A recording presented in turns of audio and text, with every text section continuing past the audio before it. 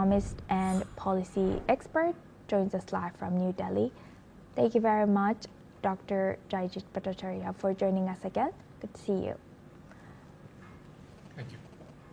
Now, Dr. Bhattacharya, what's your take on current situation as we know that the ceasefire is coming to an end on Wednesday? Do you think the market will be steady until then? Yes, it seems so because what the market is doing is discounting what the market believes will be the future.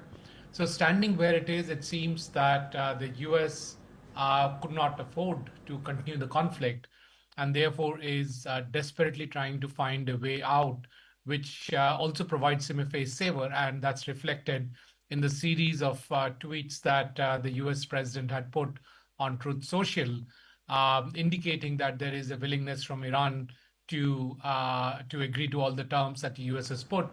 Now, incidentally, there has been a denial from the Iranian side that they've agreed to all the terms because, as per them, some of the terms are not really acceptable. But it just seems that the US is really wanting to have the peace because they're getting hit politically, domestically. One must keep in mind that the US still is a democracy, and therefore the ability for a democratic setup to be able to sustain a pushback from the people is far less than for a administrative setup which is not democratic in nature. So the ability for an administrative setup such as Iran to be able to hold on to their position for a longer time is much more possible. And therefore, because the US seems to be agreeing to it, and they were really the aggressors in this particular case, and if they're willing to back off, the market believes that there will be a peace coming in spite of all the social media exchanges that's happening between the two administration, which is the US and the Iranian administration. Also, the fact that there seems to be some kind of a ceasefire in Lebanon gives credence to the peace theory, and therefore the market is really reflecting that sentiment, and therefore the commodity prices of oil has dipped in very, very, very quickly. In fact, in a minute, it shed about $10 of its pricing. And so that's getting reflected in both the markets as well as the bets that people are putting in for the future of the markets. And Dr. Bhattacharya, how do you analyze the, Trump earlier said that Iran had agreed to everything about including the removal of enriched uranium, but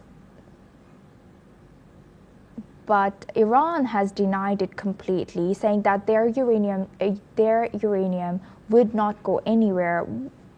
Do you see a gap between, is this information warfare that we're seeing? No, clearly it is because, as I mentioned a little while ago, US wants to have a face saver. And if they say that the objectives of the conflict was to keep the Hormuz Strait open, well, the fact is that the Hormuz Strait was open before the conflict started. And therefore, the other key objective, the military objective, is to remove the ability of Iran to have a nuclear bomb. Now, if you look at it from the Iranian perspective, the deal that the US is putting on the table is that they will take away the fissile material from Iran in return for giving back what is Iran's own money. So the US had frozen Iranian assets. So they're saying we'll give back your money and take your uranium from you, which is obviously doesn't sound like a deal that anybody would agree to. And hence, it's a little difficult to believe why Iran will agree to such a deal. More importantly, what we have seen from an Iranian perspective in the last 2 years, that at a drop of a hat, Iran gets bombed. And there is really no safety or security guarantees that Iran has. And any guarantee from US is not really backed by anything credible because US has been very, very regularly reneging on whatever promises and global agreements that they are part of or any guarantee that they have been giving. And therefore, if you look at it from an Iranian lens, what is the security guarantee that they have? And therefore, the nuclear deterrence is probably the security guarantee that they're looking at. If on the other hand, if we believe that Iran is looking for energy from uranium and from fissile material, well, they're sitting on a treasure trove of oil-based energy, and therefore they really don't need uranium for as a primary source of energy. And so the only reason they're having uranium highly enriched is for making a bomb which will really safeguard them. Also, the other aspect that we see in the last 4 or 5 decades is that Iran has never been overtly aggressive or has initiated an aggression. All the aggression has been against Iran in the last so many decades.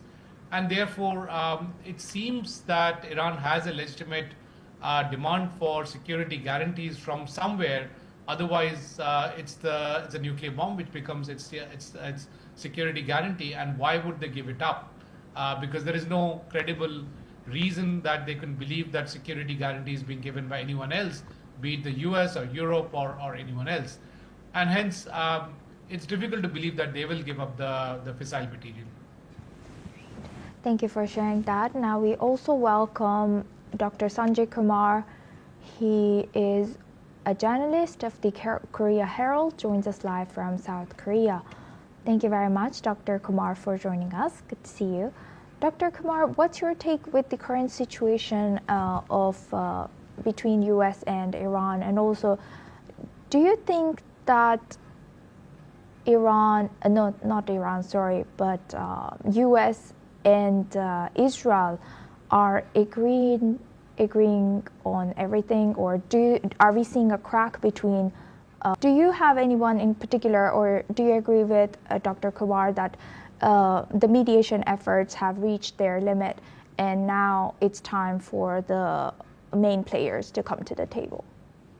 No, absolutely, completely agree with Dr. Kumar. And the fact of the matter is that the US administration has been using brinkmanship as a mechanism for negotiation. And we have seen that happening again and again, and a large amount of disproportionate threats being put in. And the fact that they're still blockading the Iranian ports. So they would like to maximize the returns from any such negotiation. And they're looking at it more as a transactional deal rather than anything which is transformational. And what I mean by transformational is bringing long-term peace, increasing trade, people-to-people contacts, and so on and so forth. So they're simply looking at it as a way to extract a disproportionate amount of resources from the region and to continue to look at US interests in a very short-term view. And given that they're exhausted and their ability to withstand the democratic pressures within the US is very, very limited, and the time is running out, and the fact that there is tremendous amount of inflationary pressures within the US economy, the US is the one who really needs to agree to anything in terms of this peace deal. Iran can withstand pressures for a very long time because it is not a democratic setup, and therefore its ability to withstand pressure is much, much more. And hence, if the US has decided that it will sue for peace and all it needs is a face saver, then absolutely yes, then they just need to enable that to happen. Iran obviously would not want more people to die in Iran, because in this conflict it's not Americans which are dying, it's Iranians who are dying, and obviously the neighboring countries who are dying. And hence there is willingness from all sides to have this peace deal. Thank you very much to both our guests for sharing that insight. Now we move on to Oceania. New Zealand